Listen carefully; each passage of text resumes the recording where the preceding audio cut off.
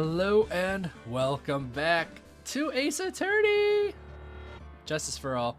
We are on the path to the end, I'll say.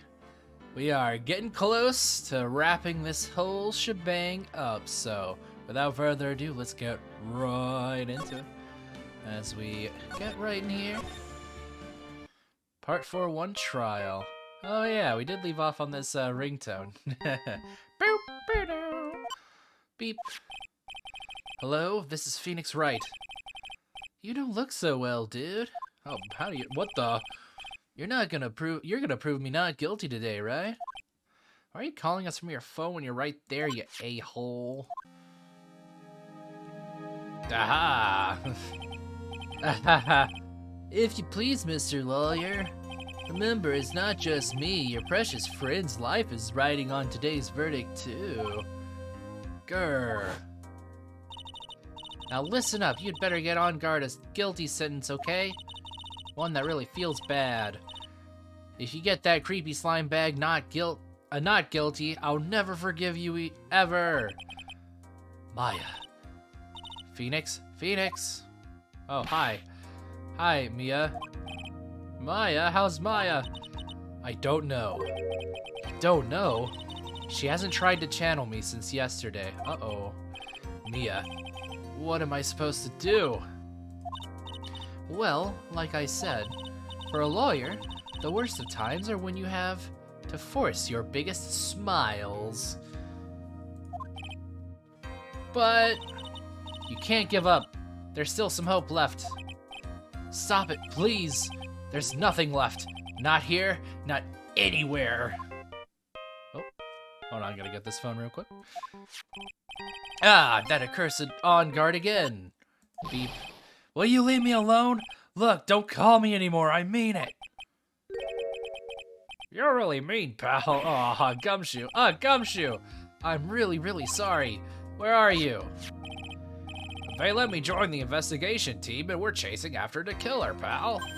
Wow, Gumshoe gets a second chance. Look at that. That's nice for him. Then you have some sort of lead?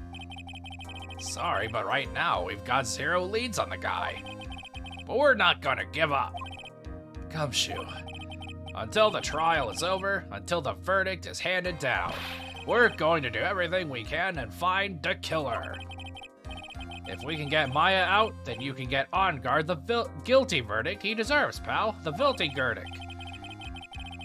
That's true, I could do that if they found Maya first. Gonna have to stall. You got that, so do whatever you have to do. So you have to do whatever you can to make the trial last longer. Hey, that's what I said. I have to make the trial last longer. If you go at Mr. Edgeworth with everything you've got, then you too can draw it out. Oh, now I get it. Just lawyer. I believe in you, pal. You and Mr. Edgeworth can do it. So, believe in us. We're going to give it all we've got, just like you. Got it. Thanks, Gumshoe. I feel like at this point, everyone should be alerted by now about this crisis happening. Even the judge. I don't know if the judge is in on it. Hey, Phoenix. You understand now, don't you? You have something money will never be able to buy. Friendship. It's the strongest weapon in the world and you have it in abundance. Yeah! Including the background security guard. You're with me, right? Looks like we're coming to the end. I have to make the trial last as long as I can. Gumshoe will come through, I know it. Have to really enunciate my words. Make overly long, complicated, drawn-out sentences. Court is now in session for the trial of Mac on guard. The defense is ready, Your Honor. Oh, wait, he does know. Wait, no, he doesn't. Never mind. The prosecution has been ready for a while, Your Honor. Now, as I recall, we concluded yesterday's session with a big mystery on our hands. Gang, we better get to it. Gang, Scooby-Doo gang. The mystery being what exactly Miss Andrews' role in this murder. Or what exactly was Miss Adrian Andrews' role in this murder? That is to say, is she really connected to the crime itself? Mr. Edgeworth, if you would please inform the court of today's proceedings, because I wouldn't know. Adrian Andrews. She forged evidence that threw suspicion onto Mr. Ongard, and then proceeded to escape the crime scene by wearing a nickel samurai costume. The guilt of these actions are those from which she cannot escape. Then you're saying that she is guilty after all? I'm not finished, Your Honor. Miss Andrews has nothing to do with committing the actual murder. Ugh. I would like to direct the court's attention to this card. It's a trading card. First edition Charizard, worth $1,000. Going once, going twice. What is that? It looks like a shell. Yes, this is the Helix fossil. This is the calling card of a certain assassin. Assassin, you say? Yes, Juan Corrida was killed by a professional assassin. And the person who hired this assassin, his client, so to speak, is Matt Ongard. What a surprising turn of events. Man, y'all really made some progress. I would think it's become commonplace by now, Your Honor. I know what's going on this time, so I know that everything Edgeworth has said is true. Good job, Phoenix. You know what's going on. But we still have to hold out as long as we can. At least until Maya's safe and sound. I wonder how the trial will turn out today. Now then, please call your first witness, Mr. Edgeworth. The prosecution calls the defendant's mentor, Mr. Will Powers, to the stand. Oh, here we go, baby. Mr. Will Powers. Made it to the final act of this game. You love to see it. Now then, witness, your name and occupation, please. Okay. Will Powers. I'm a poor, underpaid action star. And what is your relation to the defendant? Well, I guess I'm sort of a lousy mentor to him in a way. Yeah. Oh, Mr. Powers, please. You don't need to put yourself down so much. Oh, sorry. Well, I'm just kind of a nothing sort of guy. On the night of the murder, you visited the defendant's room. Is this correct?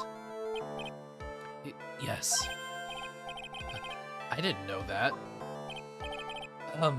But you know, I didn't actually get to see Matt when I went. All you need to do is answer what you're asked. Now then, I would like you to testify about when you went to Mr. Ongard's room. Okay, sure. Alright, here we go, jumping right into it, baby. Alright. After the award ceremony, I went by myself to Matt Ongard's room. Matt was standing there in front of his room, still in his nickel samurai costume. He was talking with someone. At first, I thought it was the bellboy. Oh, it kind of looks like the back of the butler dude's face. I watched the two of them for a while, but then I gave up and went back.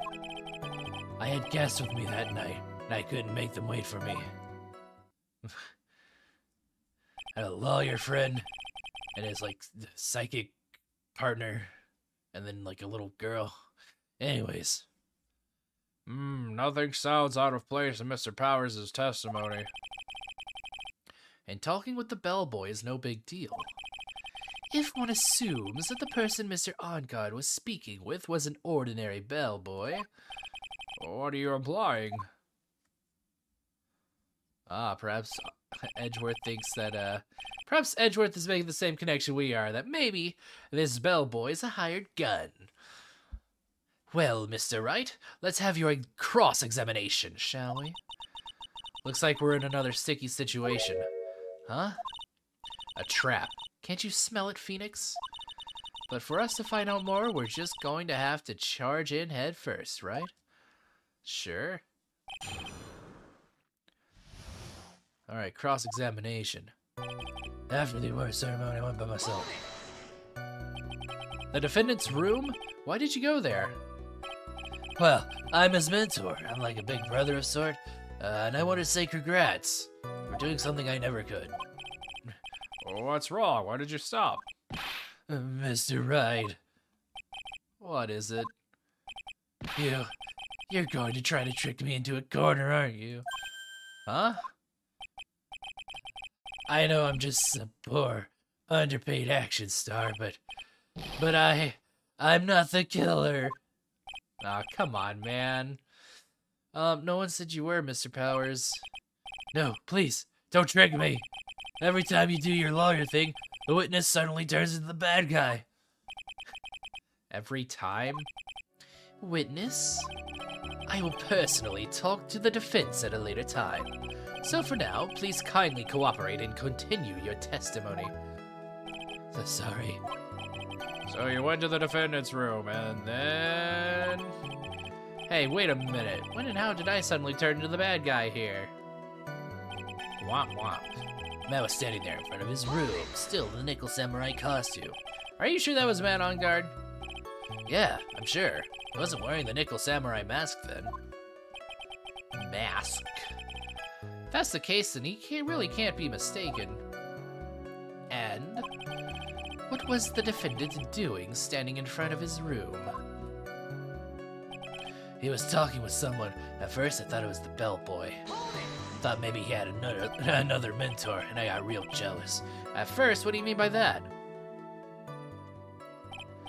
Well, he was in a bellboyish uniform, and he had a bottle of juice on that tray. On a tray. Sounds like an ordinary bellboy to me. Oh, it's like the same tomato juice sort of stuff that we might have found in Corda's room. Yeah, but I didn't think he was a normal bellboy. And why was that? He had like weird stitches on his face. Have you never seen that guy? Why did I think that, Mr. Wright? How am I supposed to know? Sorry, but I can't remember right now. Sorry. I guess I'm going to have to wait patiently on this one. I watched the two of them for a while, but then I gave up and went to bed. You saw the two of them, the bellboy and the defendant together, correct? Yeah, the bellboy just wanted to say congrats. Now, while you were watching the two of them, did you notice anything strange? You know, I did feel something weird. I think it was because Matt gives me the tinglies. Well, he gave the bellboy a tip. I got a little jealous. A tip? But that's a perfectly normal thing to do. No, not that tip. So, how long did you watch the two of them? Not more than a minute or two, I think. I had guests with me that night and I couldn't make them wait for me. Is Phoenix about to ask who are these guests? Yeah. Who are these guests you're talking about? You guys, of course. You and Maya and Little Pearl. I thought it'd be really rude since I invited you guys if I disappeared on you. So I went back to my seat pretty soon after seeing Matt in the hallway. This is like squeezing water from a stone. It's probably pointless to press further. Do you remember this incident? Did Mr. Powers leave his seat that night? I don't remember that happening at all. Maya was making such a racket in her hyper state. I ended up focusing on her. I see. In any case, from his story, he probably wasn't gone for very long. Okay, so what does this mean? After the award ceremony, I went by myself to Matt's room. So I know we had like a thing right here, right? Where Powers is like, the bellboy and the tomato juice. At first, what do you mean by that? I didn't think he was a normal bellboy. Why was that? Why did I think that? Actually, Mr. Powers, only a few minutes ago you stated. Oh, hey, look at that. We got like a little alternate thing. That's neato. You know, I did feel something weird. I think it was because Matt, well, he gave the bellboy a tip. A tip? Could it be that you felt something strange about the tip-giving incident itself? I don't know what you're talking about. What tip? Ah, that's it. You really know your job. Mr. Edgeworth. Yes, Your Honor. This bellboy, he wasn't an ordinary one, was he? I don't know. Perhaps we should let the witness tell us. Very well. Mr. Powers, please amend your testimony. Hey, we're getting somewhere. You mean about the bellboy, right? No. Matt gave the bellboy a tip. Is that really just what he... That's how he amends? So he gave the bellboy a tip. What's so strange about that? Oh, well, you see, Matt's not a poor penny pincher like me. I was trying to figure out how much it was because the tip really shocked me. Gave some really good advice.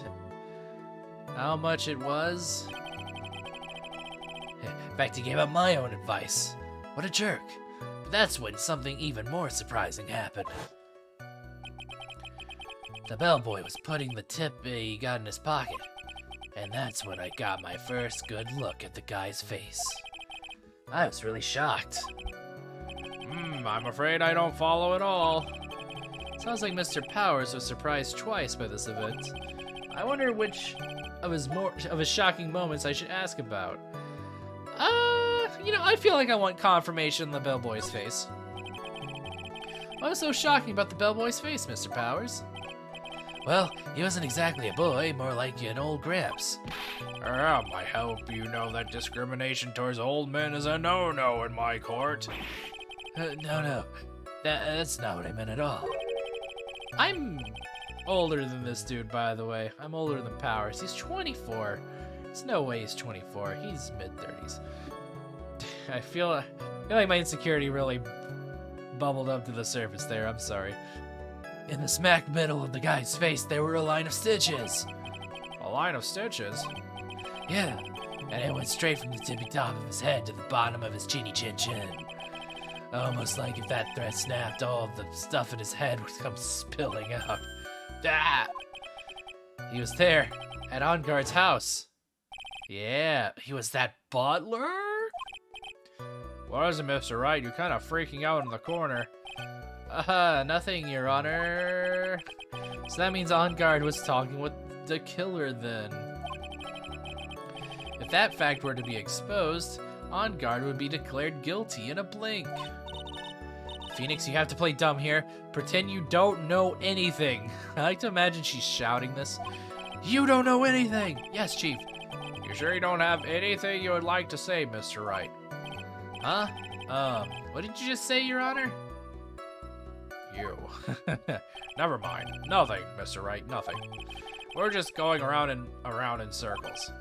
Now then, Mr. Powers, please continue with your testimony. I watched the two of them for a while, but then I gave up and went back. Alright, so do you remember this incident, Mr. Powers? Remember that happening at all? Right, hyperstate, all that stuff. All that good stuff. Whoops, I just want to look at my options real quick. I would like to look at my things. What new things did we get here? So, the thing about this is that we're having to pretend to play dumb. And then...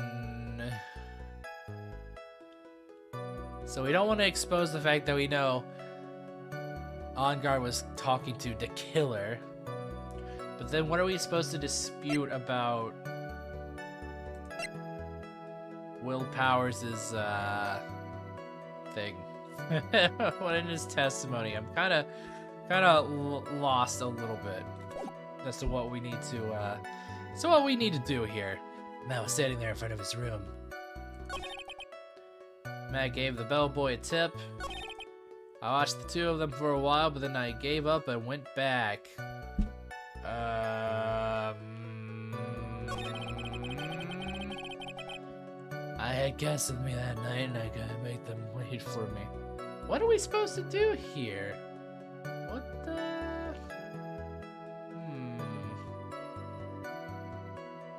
What are we about to do? Oh, wait, that's right. There was that second... Hold on. Yeah, okay. Let's press. Because there was that second thing we were supposed to ask about. How much it was? When something surprising happened, bellboy tip. Wonder which, okay. On guard's tip, let's ask about it. Let's ask about it. The defendant is a huge star. He can afford to give generous tips, wouldn't you agree? Sure. But giving him that much was maybe a little too much, I think. That's like $100 more billion. A little too much? Would you please clarify for the court? I'm already doing the testifying part. About how much would you say the defendant gave to the bellboy?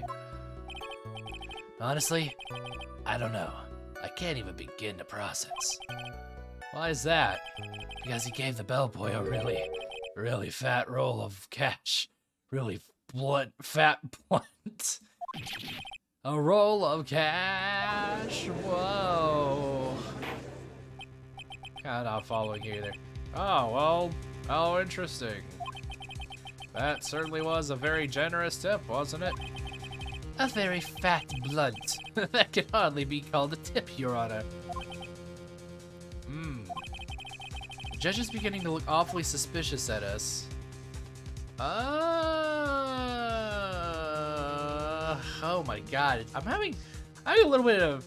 I know it's because I took a break between now and last episode, but like, I'm having a little bit of a tough time following. But that's okay, because next time on Hooky Hour, we'll follow away, I suppose.